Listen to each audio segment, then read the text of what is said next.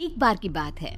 जादूपुर नाम के एक गांव में करतब दिखाती एक औरत एक रेड्डी के लिए गांव में आती है। आइए आइए मेहरबान कदरदान, खाइए रोहड़ा के ताजे ताजे केले। कभी खाए नहीं होंगे ऐसे केले, पीले पीले केले खाइए। ये कहकर रोहड़ा हाथों में 4 केले लिए उन्हें सर्कल में जोर जोर से हवा में उछालती हुई करतब दिखाती है, जिसे देखकर आसपास के सारे बच्चे अपने अपने मम्मी पापा से उस औरत के पास जाने की जिद करने लग जाते हैं। पापा, ऐसा तो सर्कस में बॉल से होता है ना, ये आंटी तो केले से कर रही है। चलिए ना पापा, देखते हैं। रोहड़ा एक पतली सी तार पर चलती हुई केलों से करतब दिखाती है। आते जाते सभी लोग बाहर रुककर उसके करतब देखते हैं और वाह वाही करते नहीं थकते। जैसे ही एक आदमी पास आकर उसे पैसे देने लग जाता है, तब वो कहती है, अरे नहीं नहीं साहब, मैं करतब तो बच्चों के मन को बहलाने के लिए करती हूँ। धंधा तो मेरा केले का है। पीछे देखो मेरी रिड्डी, जो भी मेरे केले खाएगा मेरी तरह चुस्त दुरुस्त और तंदुरुस्त हो जाएगा। पता चलता है क्या कि मेरी उम्र 55 की है। अरे पर ऐसे ठंड के मौसम में कोई केला क्यों खाएगा? ये ऐसे वैसे केले नहीं है साहब, ये शरीर में गर्मी देते हैं। ठंड को दूर भगाए जो भी रोहिणा के केले खाए। पापा, अगर मुझे केले नहीं मिले तो मैं घर नहीं जाऊंगी। तभी उसके पापा कहते हैं कि बेटा, केले ठंड में कभी गर्मी नहीं देते। ये सब कहने की बातें हैं, सामान बेचने का तरीका है इनका। पर पिंकी नहीं मानती। मैं केले खाऊंगी। पिंकी की जिद के आगे नत्थू हार जाता है और उसे केले खरीद कर दे देता है। पिंकी खुश होकर केले घर ले आकर खाती है। अब मैं भी करतब करूंगी, कितना मजा आएगा। जादुई केले। पिंकी पहला केला खत्म भी नहीं करती कि वो बेहोश हो जाती है। दूसरे केले से एक काला धुआं आता है और रोहड़ा चुड़ैल बनकर बाहर निकल आती है।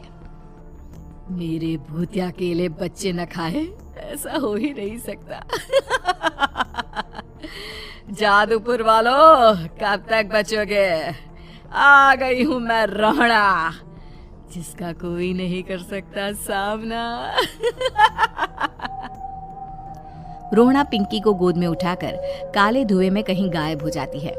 शाम के वक्त नत्थू घर लौटता है और पिंकी को घर में ना पाकर उसकी माँ से कहता है, माँ पिंकी कहाँ है? अरे बेटा, उसे तो तू सुबह करतब दिखाने ले गया था ना, फिर कहाँ वापस आए तुम दोनों? मुझे लगा तू उसे अपने साथ मंडी ले गया होगा। हे भगवान, मेरी बच्ची कहाँ गई? मैं उसे घर ही तो छोड़कर गया था माँ। नत्थू गांव के घर कोने में अपनी बेटी को ढूंढता है, पर उसे वो कहीं नहीं मिलती। परेशान होकर आखिर रो रो कर नत्थू हिम्मत हार कर घर लौट आता है। अगली सुबह रोहड़ा फिर से करतब दिखाने आती है और इस बार पिंकी की तरह रोनी केले खरीद लेता है। 50 रुपए दिए थे पापा ने, सारे पैसों की मैंने केले खरीद लिए हैं। अब मैं भी आंटी की तरह ही करतबबाज बन जाऊंगा। यही सोचते हुए रोनी केले खाता है और पहला अकेला केला आधा खत्म भी नहीं करता कि चुड़ैल उसके सामने आ जाती है। मेरे साथ चलने का समय आ गया है रोनी। ये तो बस शुरुआत है। अब इस गांव के सारे बच्चे धीरे धीरे मेरे कब्जे में होंगे, एक बच्चा भी नहीं बचेगा। ये कहकर रोना रोनी को गोद में लेकर काले धुएं में अदृश्य हो जाती है। इसके बाद हर रोज गांव में से कोई ना कोई बच्चा गायब होता, पर ऐसा क्यों हो रहा है किसी को भी समझ में नहीं आ पा रहा था। रोज की तरह अपनी बेटी पिंकी की तलाश में नत्थू गांव के एक तालाब के पास बैठा रो रहा था। कहाँ गई मेरी पिंकी? शकुंतला के जाने के बाद एक वही तो मेरा सहारा थी। अरे उसकी आत्मा कोस रही होगी मुझे कि मैं अपनी बच्ची को संभाल भी नहीं पाया। नत्थू ये कहता हुआ रो ही रहा था कि तभी तालाब में से उसे शकुंतला की आवाज सुनाई देती है। कहाँ थी तुम शकुंतला? हमारी बच्ची और सारे गायब हुए बच्चे रोहड़ा के कब्जे में हैं। वो बच्चों को जो केले देती है उससे बच्चे बेहोश हो जाते हैं और उसके कब्जे में आ जाते हैं और वो उन्हें ले जाकर काली दुनिया में ले जाती है। पर वो ऐसा क्यों कर रही है? ये मैं नहीं जानती, पर उस दुनिया का रास्ता मैं आपको बता सकती हूँ। जहाँ ये नदी खत्म होती है वहाँ एक केले का पेड़ है, उसके नीचे एक दरवाजा है, वहीं से रास्ता जाता है उस दुनिया का। ये कहकर शकुंतला की आत्मा गायब हो जाती है। गांव के सभी लोग झुंड बनाकर उसी रास्ते से काली दुनिया में चले जाते हैं और वहां देखते हैं कि सारे बच्चे वहां काम कर रहे थे। पापा मुझे ले चलो यहाँ से। पापा पापा। सभी बच्चे अपने मम्मी पापा से लिपट जाते हैं। तो तुम लोग यहाँ तक आ गए? क्यों हमारे बच्चों को पकड़ लिया तूने? तुझे शिकार ही बनाना है तो ले, हम सब आ गए हैं, हमें खा ले। नहीं, मुझे बच्चे चाहिए, मेरे बच्चे के बदले तुम लोगों के बच्चे। क्या मतलब?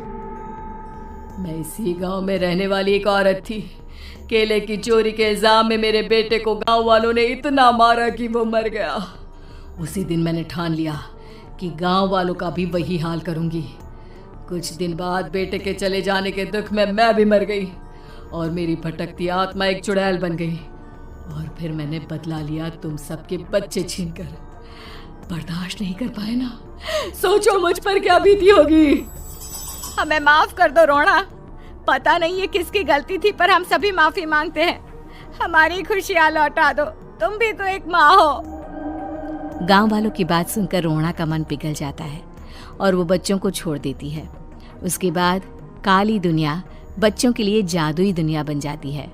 अब कोई भी कभी भी वहां आ जा सकता था।